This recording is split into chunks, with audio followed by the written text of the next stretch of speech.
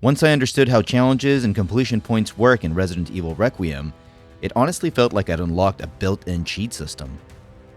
Instead of typing anything or digging for some secret menu, I'm just playing the game in a way that quietly stacks CP in the background, then blowing it all on upgrades and modifiers that make my next run feel completely different. When I first started, I realized a bunch of story-related challenges pop automatically, so I didn't even have to think about them.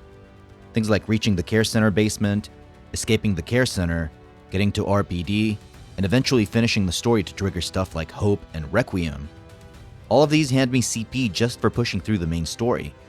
So even a pretty normal first run is already funding my future cheat-style playthrough. On top of that, I mix in some of the easier gameplay challenges. Parrying an enemy with Leon, storing an item in the item box as Grace, using an ink ribbon on the right difficulty, or unlocking a drawer with a lockpick. Each one seems minor on its own, but together they snowball fast. Once I'm a bit more comfortable, I start chasing the more hands-on stuff, because that's where the CP jumps really start to feel worth it.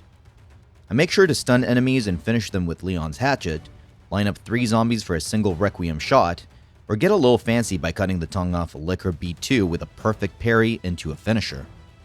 It sounds sweaty on paper, but in practice it's just about being patient and setting things up instead of panicking and dumping ammo. I'll also knock out things like killing the chef in the care center, dealing with the 2 singers, or getting zombies to attack each other in the hospital ward with that bottle trick. Every one of these moments turn into more CP, which means more unlocks waiting for me as soon as I'm back in the menus. By the time I've finished one full run and maybe dipped into a second, I've usually hit some of the big CP paydays too. Beating different difficulty levels, doing a faster clear under 4 hours, long-term goals like killing hundreds of enemies or collecting a huge amount of infected blood samples. That's when I head into the special content shop and just start shopping like crazy. Extra weapons, gameplay modifiers, visual goodies, and all the stuff that slowly shifts the game from pure survival horror into more of a power trip.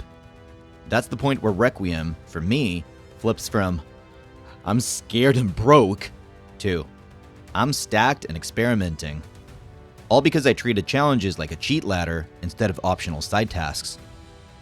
And when I talk about cheats in Requiem, I'm really talking about the rewards that come out of that loop.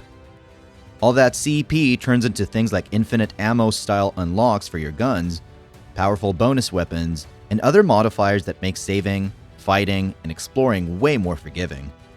Once I've bought and toggled those on, the game suddenly plays like I've punched in an old school cheat code, except I earned it instead of typing some secret combo.